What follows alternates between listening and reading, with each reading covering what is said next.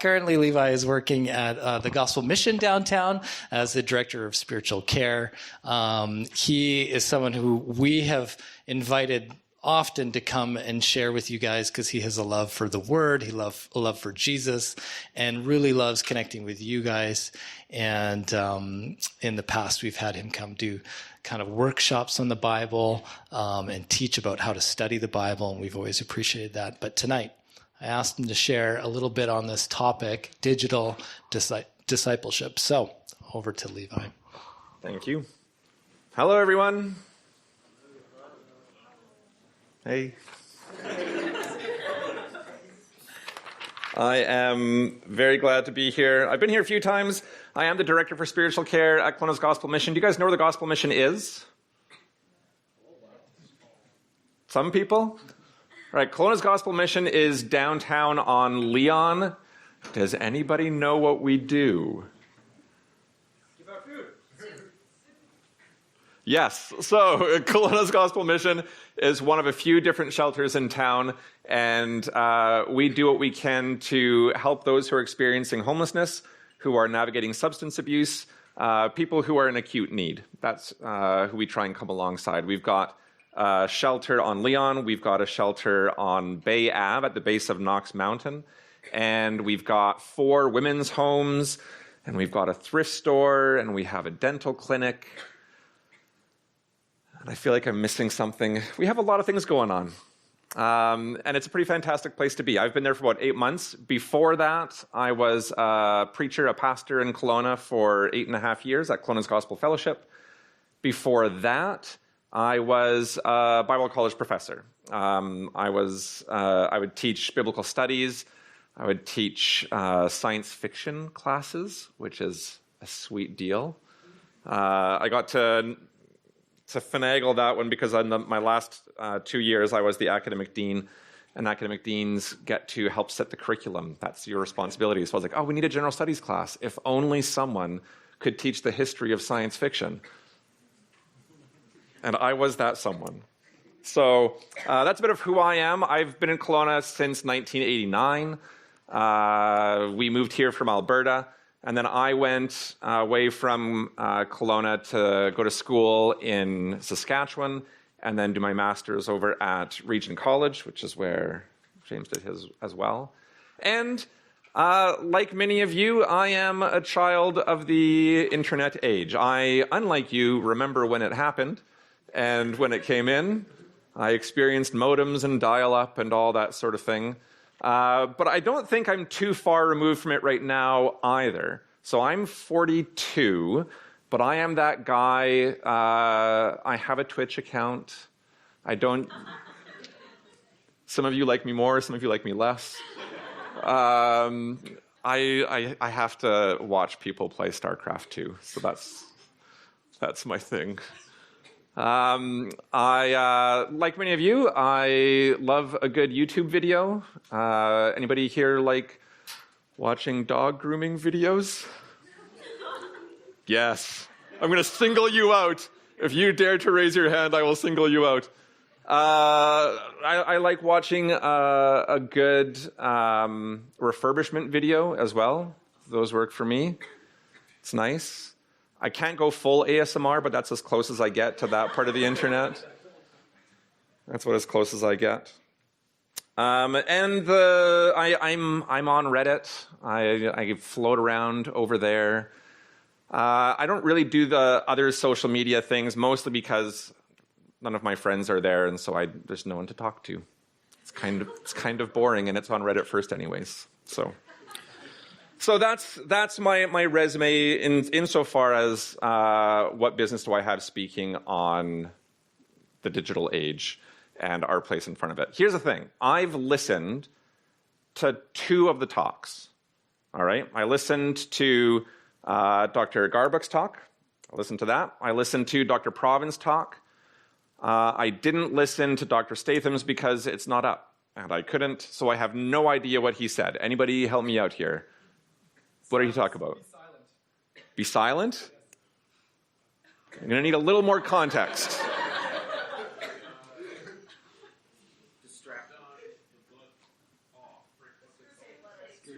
Screw tape letters, okay. And? That distraction is just as powerful as the big sins.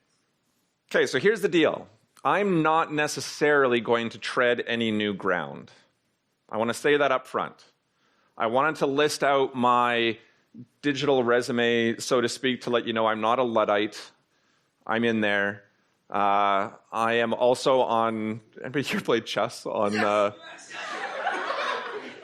If you're, okay, so let's have a little flex moment for the people who are on the app here. What's your ELO on the app? Oh, don't ask me. Terrible. What's that? 700. 700. What time? You know what? Doesn't matter. It's fine. 340 is close to 700. It's basically the same thing. I'm not going to retread any new ground, but I did want to, I found a little niche that I can talk about. A little niche that supports what it sounds like everyone was talking about, and I will sort of overlap with what the previous people spoke about as well. But hey, I'm the last guy, I'm the anchor leg, I get to kind of do that, right? I decided also that I would go old school today in this talk. So, Dr. Garbrook, his is fantastic. I liked how he talked about the need to engage digital spaces with a good Christian head on our shoulders. That was fantastic. I liked how Dr. Providence spoke on embodiment, on what makes us human, on really wrestling with that. So I want to build off of what both those men talked about. And I want to focus on something that is fundamentally a piece of who we are, something that Provin focused on. And I want that to inform that question of how we engage with digital spaces, which is kind of what Dr. Garbrook was on about. But I'm going old school because I'm talking about sin tonight. We're just going to kind of camp out there, basically. I'm talking about sin in part because most people don't talk about it anymore, although I love that three of you guys that came up, just like, I was writing that down, like, I'm going to mention that at the end. I'll mention it at the end. Brilliant. I'll mention that at the end. So thank you for that. I love it when God provides these wonderful little providential moments along the way. But I'm talking about sin because it's something we don't talk about very often. It's kind of that piece of Christian theology that a lot of us are either embarrassed about or it feels vaguely superstitious. In a day and age where we rely heavily on therapeutic models, on the psychologizing of things, sin just kind of disappears. So I want to talk about this also for another reason. When I bring up the word sin, what kind of context have you guys heard the word sin in? When I say sin, what do you think of?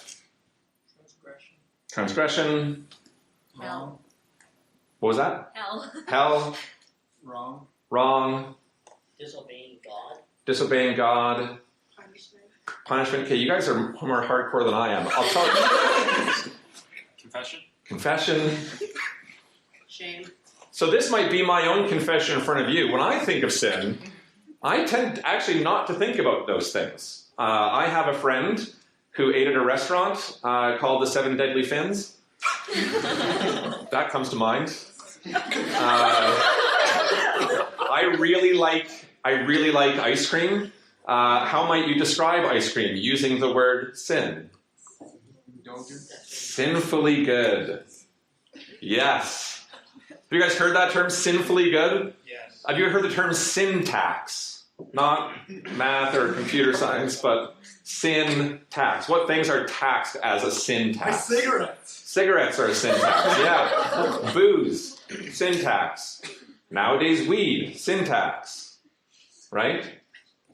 What else? Not sin taxes, but how else is sin presented in popular culture these days? Las Vegas. Las Vegas. Absolutely. Sin City. Anybody read Sin City, Frank Miller's comic? I'm also a comic book guy, I should say. It was also a movie, black and white noir movie, Sin City. Anybody seen the movie? You have. It's not an old person movie. Don't watch the movie, but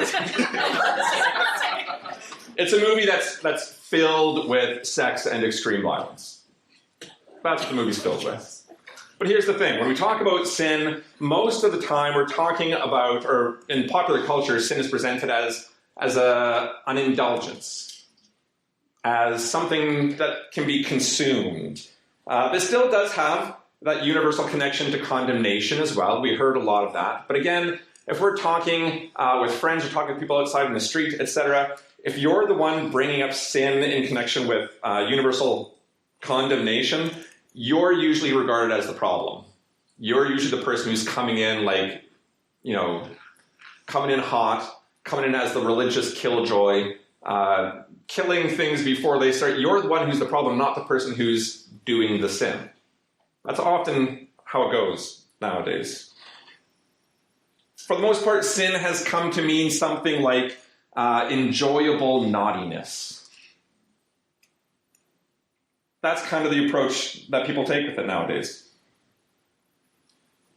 It used to be that sin or evil was seen as something that caused suffering, but nowadays suffering itself is seen as something that is evil. And it's a subtle little shift that has happened there, but it's a shift that we would call the anthropocentric shift. Does nobody know what I mean by anthropocentric? Putting a person at the center of all things. Instead of God being the center of all things, humanity shifts into the center of all things. And so now, things that cause bad mood in us, things that cause bad feelings, etc., those are the fundamental problem. Not a thing that causes those things, but the thing itself. Suffering is seen as something that is evil. It's a shift that actually matters, because when we put our good moods, when we put ourselves at the center of things, for example, I think a lot of us can think of those moments where you've bumped into something that has always been prohibited. Okay? I'm going to assume that most of you have broken a rule that was laid out for you by your parents or by your church or by something, and they said, whatever you do, do not do this thing. Do not drink, do not swear, do not smoke weed, do not whatever. And you kind of live in anxiety about that thing as your friends are doing this, as people around you are doing it, and one day, finally, you decide, good grief, what am I doing? I'm just going to give it a shot. And you do it, and the sky doesn't fall, the ground is firm beneath your feet, the world carries on, and you go, well, what was the point of all that anxiety then? What was the point of the prohibition? What was the point of not doing the thing when I've done it and I no longer feel bad about having to dance around this thing? And the world didn't end. Things carried on. It appears as if I have been lied to, or at least tricked, or at least at very best have just been following naive people.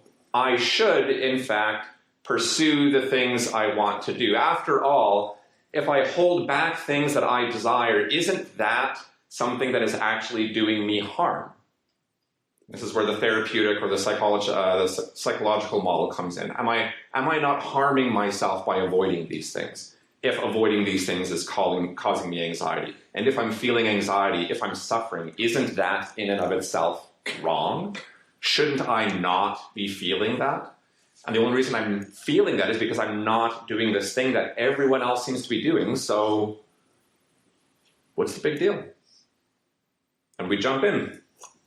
The problem is that this is a slippery slope. What it does, like I said, when I mentioned that anthropocentric shift, it puts us at the center of things, puts us at the center of the universe, as though we have the capacity to determine what is true and good. Anybody here ever drank sour milk before? See, you can't even determine if milk is good or bad. I actually did drink a lot of sour milk, actually, when I was too old. But my brother and I noticed that when we drank milk and then had lasagna, when we had lasagna and then drank milk, the milk tasted really funny. We're like, this is fantastic. And so we're guys, this is like, let's do this for the afternoon. So we were eating bites of lasagna and drinking milk. And then a friend came over and smelled the milk and was like, the milk is bad. It's bad milk. And we drank cups of it. Lots of cups of bad milk. The fact of the matter is, we put ourselves in the center of things without even realizing, forget sin for a moment. We put ourselves at the center of things without even taking into consideration that our limited abilities as human beings, the limited abilities of our senses, the limited abilities of our brains can't actually function in that space. We're terrible in that space. But when we bring sin into the picture, it gets even worse, because even if we could maybe suss out part of the deal, sin undermines us right from the get-go. Wherever the line is drawn between good and evil, acceptable and unacceptable, cruel, kind, clean, dirty, whatever the case may be, we are forever on the side that makes us most comfortable. Sometimes that means we do good things.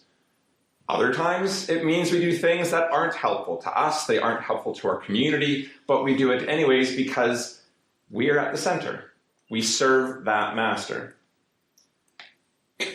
See, part of the problem is when we have reduced sin to an antiquated superstition, when we've reduced sin to an old-fashioned annoyance that needs to be reimagined in light of some kind of self-actualizing psychology, when we view it as old school, we have an unwillingness to think about it at all. We might think about things in terms of right or wrong. I'm going to talk about that in a moment because that's actually not that helpful either. We tend not to think of it at all. We don't want to linger on the question of sin, on personal wrongdoings. And in fact, if you're somebody who has lingered on something that maybe you decided to confess one day, often when we do share things with our friends say, hey man, don't dwell on it. You've done so many good things. Think about all the good things you've done. Think about how good a person you are. Don't worry about that. Things balance out. I'll tell you right now, balance is not actually a Christian doctrine, ideal, measurement of anything at all. It's good when you're in a boat. It's generally actually pretty terrible when you're living your life. Balance is not that helpful. Sometimes you are called to radical ends of either extreme. So balance is not actually a thing we're aiming for here. Those suggestions of don't dwell on it, think on all the good stuff that's true about you, think about all the positivity you can have contributed to the world, etc. All of that actually amounts to a suggestion that you should distract yourself. Distract yourself from this itch in the back of your mind that something is dreadfully and terribly wrong. That I don't seem to be in control of this thing. Not only do I do things I don't want to do, but if I'm being honest, often I want to do the things that I shouldn't be doing. I want to do them. And that feels like a problem until people say, hey, calm down, relax, no big deal. Watch a cat video. I have some good cat videos. By the way, I can talk to you afterwards. What that amounts to is distraction. And it sounds like this is a bit of what Dr. Statham talked about, distraction. And this is where the digital sphere is uniquely equipped to entrap us. How much do you think Apple spent on R&D last year? Take a guess. R&D is research and development. How much do you think Apple spent on research and development? $1 billion. 26 billion. How much do you think Meta spent on research and development? 31. Ooh, 35. $35 billion. What do you think that research and development is ultimately going towards? Making sure that we buy those products and support them. They want you to have your eyes on their products. Meta employs about 86,000 people. Okay, so let's draw up the battle lines here. It's you. You're pretty dope, but it's you versus 86,000 people and a $35 billion R&D budget. Who wins that fight? High estimation of yourself.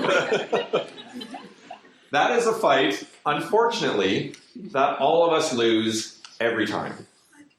Every time. I would love to pitch the idea that your phone, your computer, whatever, is a tool, but it's not a tool. It's really a whole ecosystem. A tool is a hammer. I can pick up a hammer, use the hammer, put it down. The hammer asks nothing of me, and the hammer remains a hammer, and I remain me apart from the hammer. When I log into Google, Google takes something of who I am. They ask me to participate in its system. I can't actually leave it. There's a bit of me always there, and I can't function in the world without the internet. I work at a homeless shelter in Kelowna. Every single one of our residents has a phone. Every single one. Because you can't survive without the internet in the modern day and age. That's not a tool, that's an ecosystem that all of us are a part of. And that ecosystem is wearing on us. That ecosystem is asking you not to pay attention. Relax and enjoy the ride. Everything about your phone is geared to make you want to look at your phone. Everything about the internet is geared to draw you further in to the internet. That's not a tool, that is an ecosystem, and you're a part of it whether you like it or not. So you lose that fight every time. You are distracted online shopping, you're distracted online watching a movie, on a streaming service, cruising social media, losing games of chess, losing so many games of chess. The internet distracts you with more and more opinions and asks you to add your own to the mix as though it matters. So when we ignore thinking about sin, we miss taking seriously a fundamental part of what it means to be human. If we come to the table as believers, we don't just believe in Jesus. We believe that Jesus came and saved us from enslavement to sin. Enslavement to sin and death. Something so enormous that God himself came down and was crucified to address it. That's the thing that we have been enslaved by. Now we are free from sin as believers. That means we are no longer slaves to sin. At the same time, we're still living in a world that is being redeemed. We're still in a world that is marked by sin. Every single one of us here, saved or unsaved, is marked by sin. It's a thing that is inside us. It is a thing that is all around us. It is a thing that we participate in, just like the ecosystem of the internet. We can't escape it, even if we're no longer enslaved by it. We can't get away from it. So I want to revisit what we mean by sin, instead of just calling it sort of a naughty indulgence, or that thing that I guess is important, but I don't want to look at it too hard because it makes me kind of squeamish, it makes me uncomfortable. Let's revisit that. There's one writer in the UK, he captures it in a perfectly salty way. This is what he says. He says, sin properly understood refers to something much more like the human tendency, the human propensity to fuck things up. Where the things that we're talking about here are relationships, moods, promises, our own well-being, and others. We're not talking about a tendency to just lurch and stumble and screw up by accident. We can't help ourselves. We fuck things up. This is what sin does. This is the thing that we can't get away from. And it's the thing that makes us so uncomfortable along the way, because no one wants to look at that part of their life. No one wants to stare at that. No one wants to be reminded of that. Where's the guy? There, right there. Guy, you mentioned about being competitive, not wanting to screw things up, wanting to do well and to beat those who came before you. Hats off. Doesn't always work out that way, does it? No. No, it does not. And even that inclination to want to win, to compete, to beat the people around us is marked by this desire to not just win, but to see somebody else lose.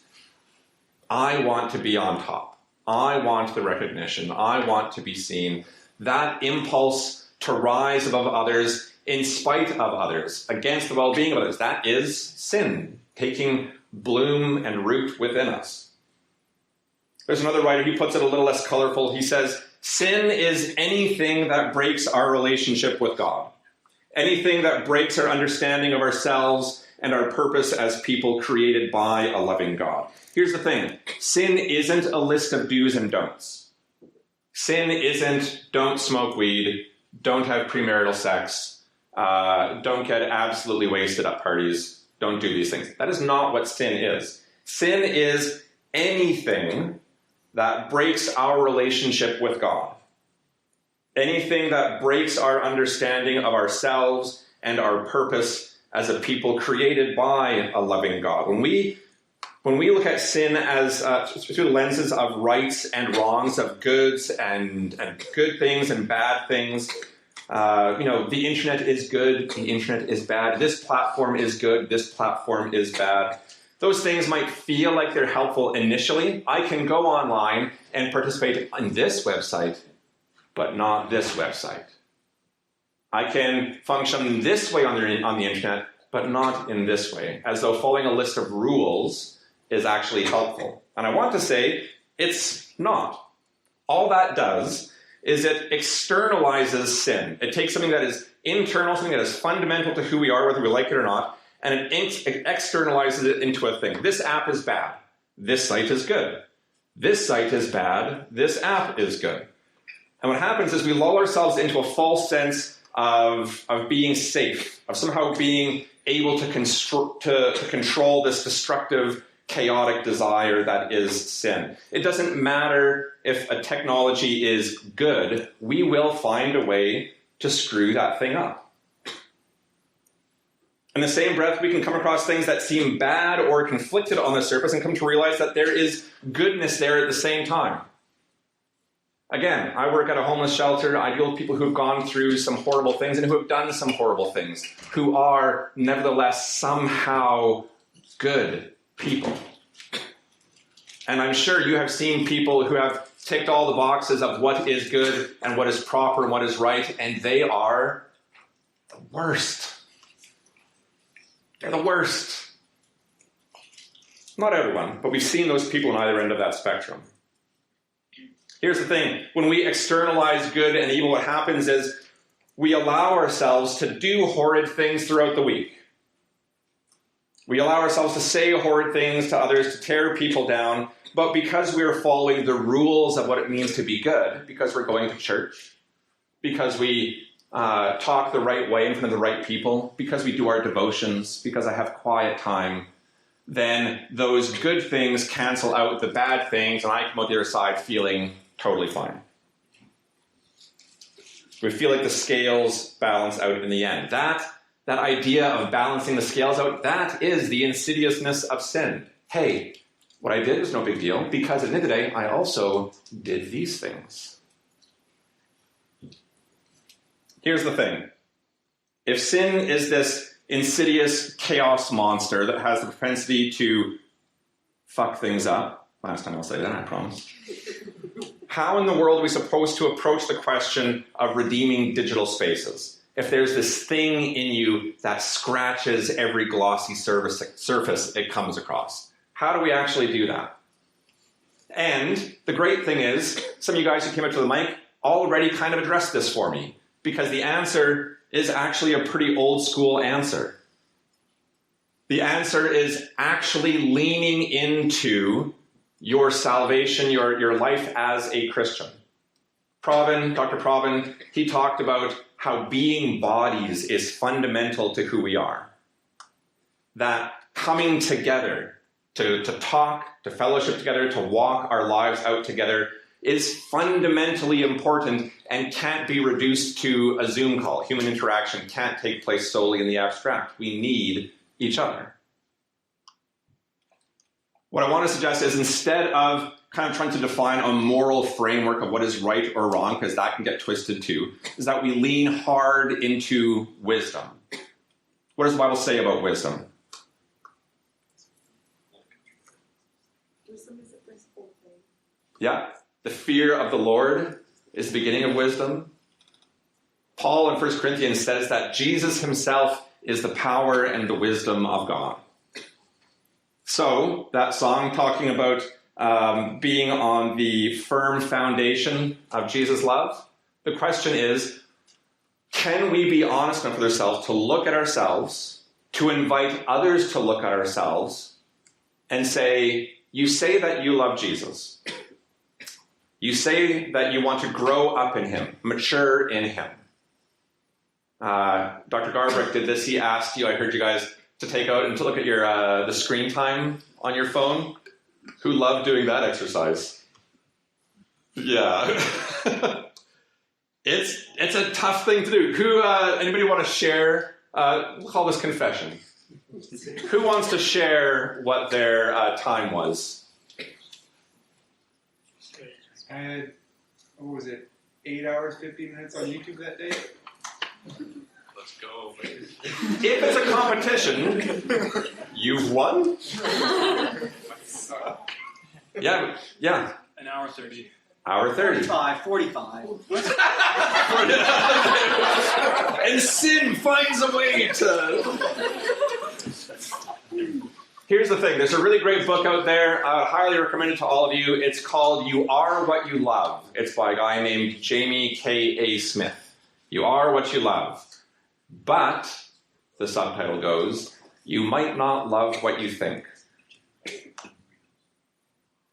And here's a very simple exercise. Dr. Garber did it for us. Most of you have participated. How much time are you spending in a distracting ecosystem versus how much time, to use Providence language, are you spending leaning into and growing into your bodied self who is saved by grace, who is maturing and growing up in Christ? There's really basic ways to do this, by the way. Are you actually engaged in reading your Bible? Not because it's a good thing, but because it should be as normal and as natural as eating and drinking to stay alive. This is spiritual care that you're focusing on for yourself. You do physical care well, you pay attention to your psychological needs. Are you paying attention to your spiritual needs as well? Are you in the Word?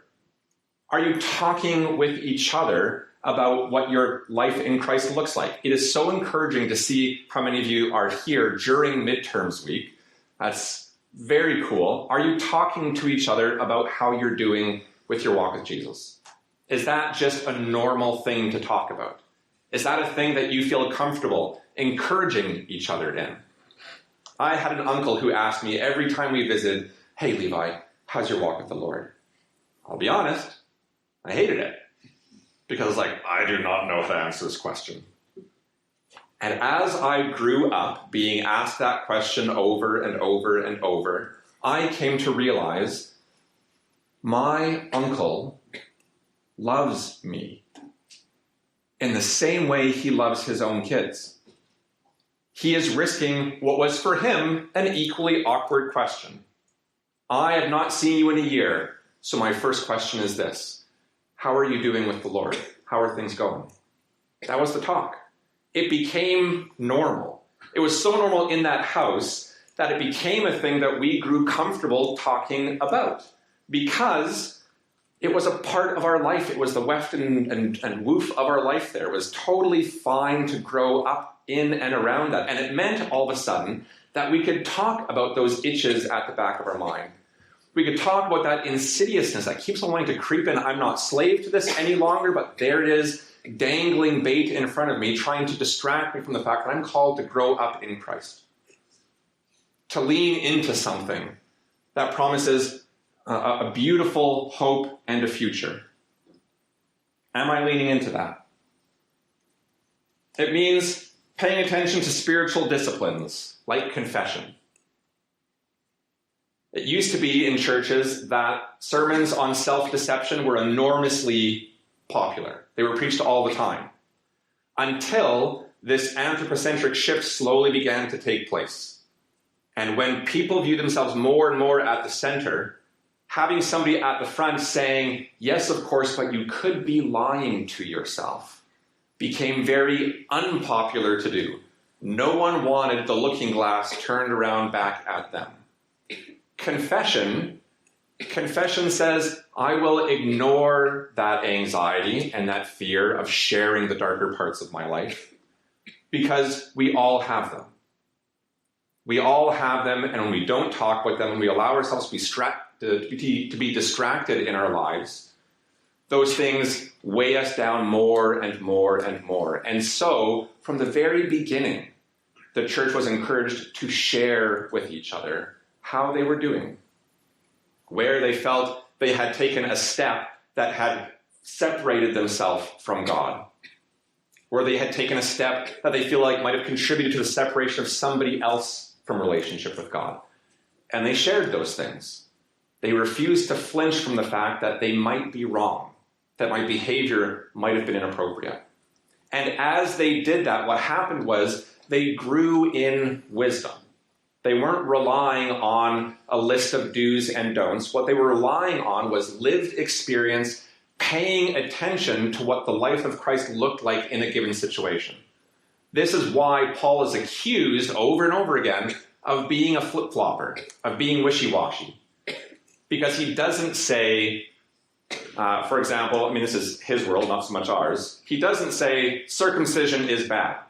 What he actually says is circumcision is nothing. But if circumcision feels important for you, then you shouldn't be circumcised.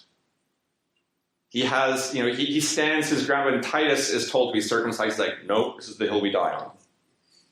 Not going to allow it to happen. But when he and Timothy are going to preach to circumcised people who won't give them the time of day because they're not circumcised, because Timothy isn't circumcised, what does Paul tell Timothy he's going to do? Guess who's going under the knife, buddy? You. Because this is neither a wrong thing or a right thing, it is simply a thing. Is this thing going to keep people from the love of God, or is this thing going to give people access? And that's what we measure it by. It's why Paul is accused of being a flip-flopper, because he's not following a list of do's and don'ts. He's trying to say, what does the life of Christ look like here? When we're talking about redeeming digital spaces, that's what you're asking. What does the life of Christ look like here? Is this argument in an abstract arena a place where I should unload my very important comments and opinions? Or should I back off of this space and learn how to communicate to the people in front of me? How do I navigate this thing that I can't get away from, the ecosystem of the digital sphere? I can't get away from this thing. I have to operate in it. But how do I operate it in a way that doesn't distract me from my responsibilities as a believer, from my obligations as a believer, from my responsibilities to the community and to myself? How do I do that? I want to lend weight to what Pravin and Garbuck said, to say this is actually a tremendously important thing to figure out. And you don't necessarily do it by leaning in and asking on Reddit, hey Reddit, how do I live in digital spaces in a redeeming and redemption-filled way? Maybe it actually means connecting with a friend and saying, so, 8.5 hours on YouTube. Kind of need to work on that. How do I do this? How do we do this? Because I know this is not just me. I want to encourage you guys in this lovely, fantastic time of life that you're in to talk to each other. And I know that that is actually a thing that generates a whole lot of anxiety in people these days. That's your first red flag, that something is wrong.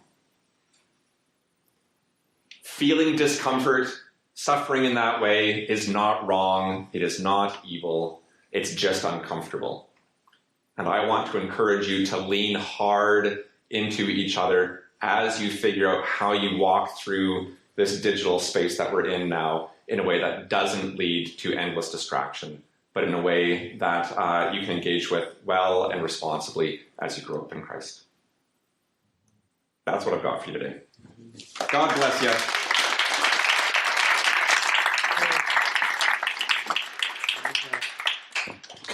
We have a couple minutes. If you'd be willing to field a few questions. I would be. Yeah, so if anybody has maybe a follow-up or something they want to throw at Levi, he is open to that. So. Yeah. I wanted to ask, what's your chess rating?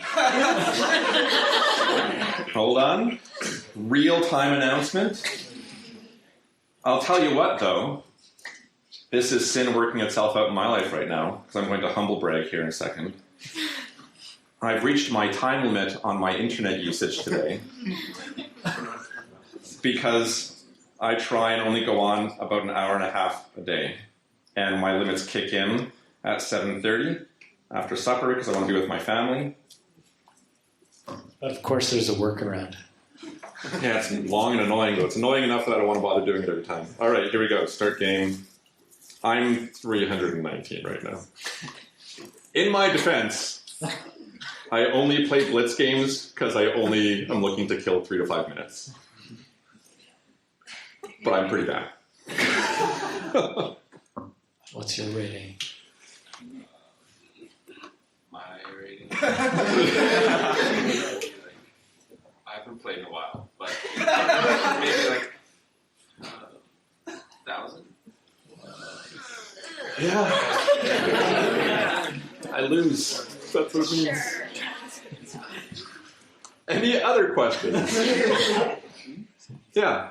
It's just a theory here, but Sure. you said you were around in the 80s, right? Yeah. Did you think that like video games was that time's version of phones? You know how like kids were starting to get sucked into the ecosystem of games? Do you think that's like a past example of what we're dealing with phones right now? No, I don't actually. That's a great question.